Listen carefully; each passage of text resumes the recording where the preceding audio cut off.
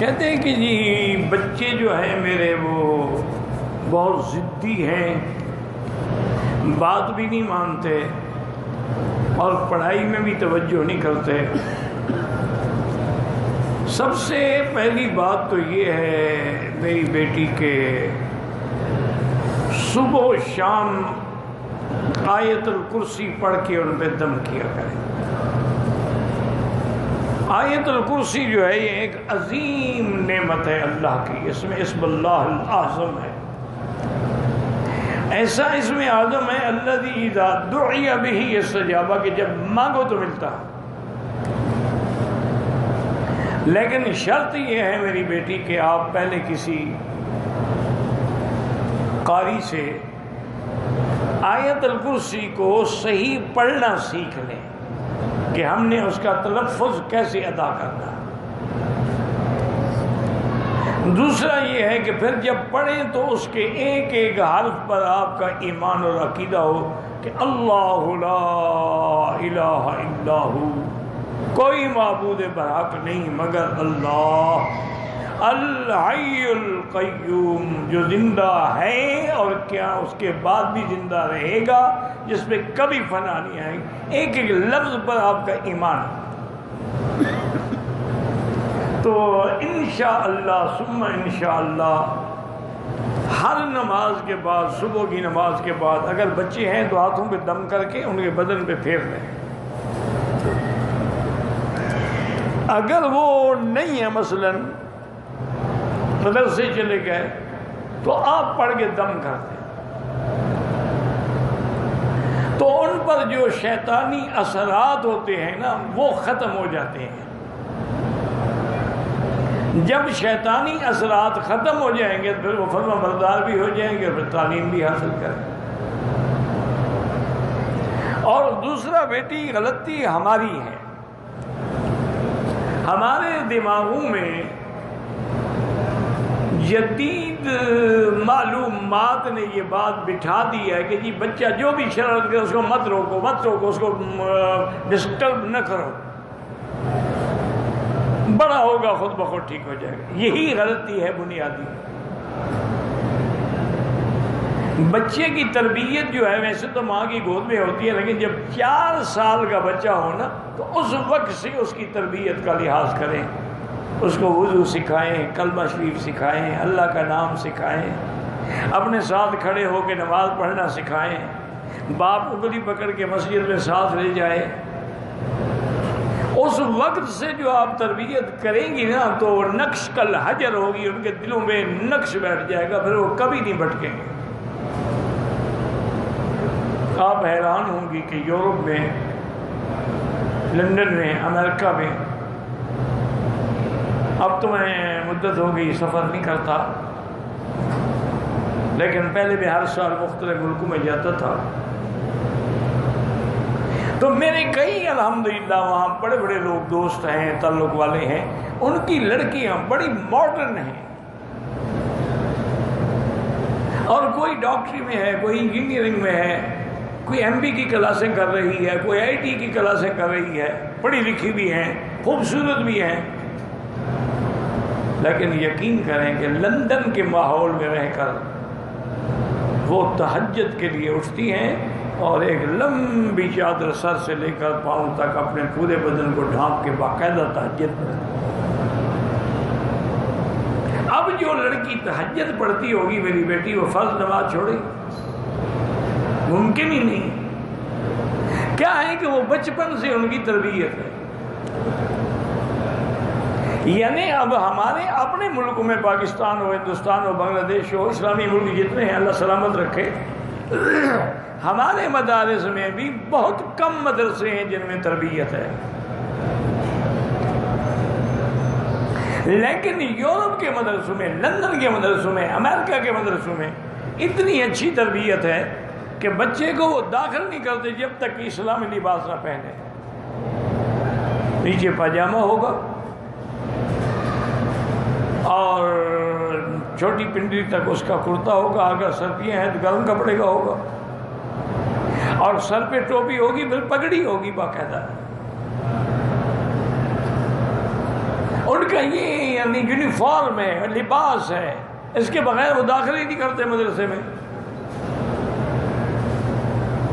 اور پھر یہ قاعدہ ہے کہ جو بچہ 2 نماز کی جماعتوں میں غیر حاضر ہو جائے اس کو مدرسے سے نکال دیا جاتا ہے۔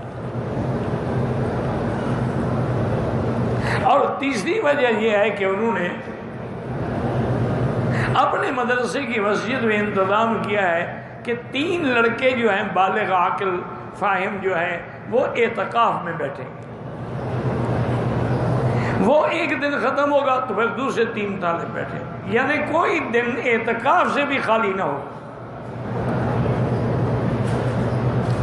تیسرا انہوں نے یہ اہتمام کیا ہوا ہے کہ مغرب کی نماز اور عصر کے عشاء کے درمیان تمام طلباء کو بٹھا کے باقاعدہ سورۃ الواقعہ کی تلاوت ہوتی ہے، اور پھر اللہ سے دعا کی جاتی ہے کہ یا اللہ ہمیں، ہمارے طلباء کو، ہمارے مدرسے کو ہماری ضروریات سے کسی بندے کا محتاج نہ کرنا، اپنے خزانہ غیب سے رزق کرنا۔ یقین فرمائیں، وہ کہتے ہیں کہ ہر سال ہمارا بجٹ بچ جاتا ہے، ہم دوسرے مدرسوں کو بھیجتے ہیں۔ تو میری بیٹی جب تک تربیت نہ ہو پھر بعد میں رونے سے کوئی فائدہ نہیں ہوتا، لیکن بہرحال اب بھی کچھ نہیں بگڑا، آپ کو احساس تو ہے نا۔ تو اس لیے آیت الکرسی میں زور دیں، یہ اللہ کی بہت بڑی نعمت ہے، اس میں عزم ہے، ہر مشکل کا اس میں حل ہے، کوئی بھی مشکل ہو آیت الکرسی پڑھو۔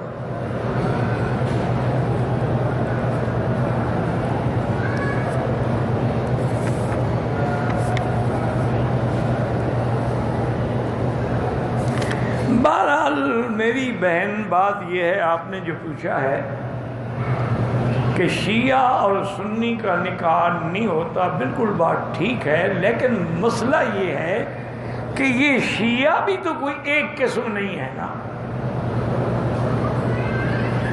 اگر تو واقعتاً وہ سب بھی شیعہ ہے، یعنی سرکار دو عالم کے صحابہ کو نہیں مانتا بلکہ برا کہتا ہے، سب کرتا ہے، اس کے کفر میں کوئی شک نہیں، اس سے نکاح ہو ہی نہیں سکتا۔ اگر وہ محض ایسے بس جاہل ہے تو وہ شیعہ ہے، وہ لوگ کہتے ہیں شیعہ ہے، وہ بھی کہتا ہے شیعہ۔ میں یعنی آپ کو خود اپنا بتاتا ہوں، میرے ایک دوست تھے، فوت ہو گئے، اللہ مغفرت کرے، بہت بڑے ذمہ دار ہیں، نام میں نہیں لیتا،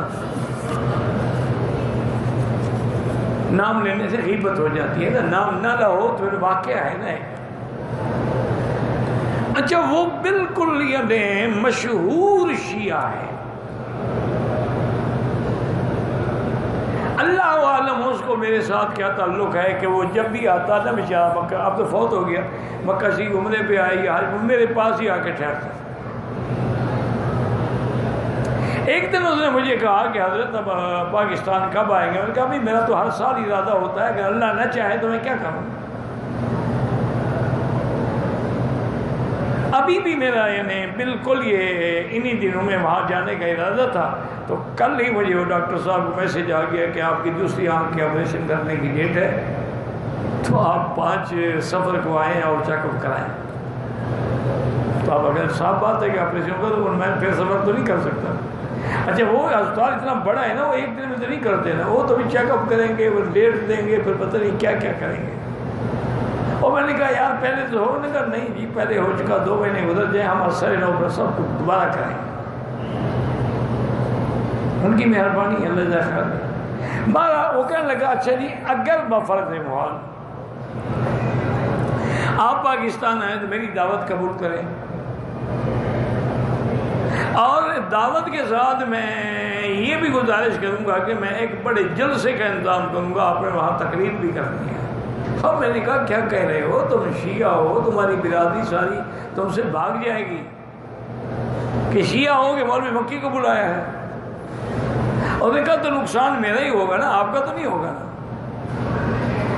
اور نے کہا حضرت یہ کہتے ہیں کہ ہم شیعہ ہیں، میں کوئی شیعہ نہیں،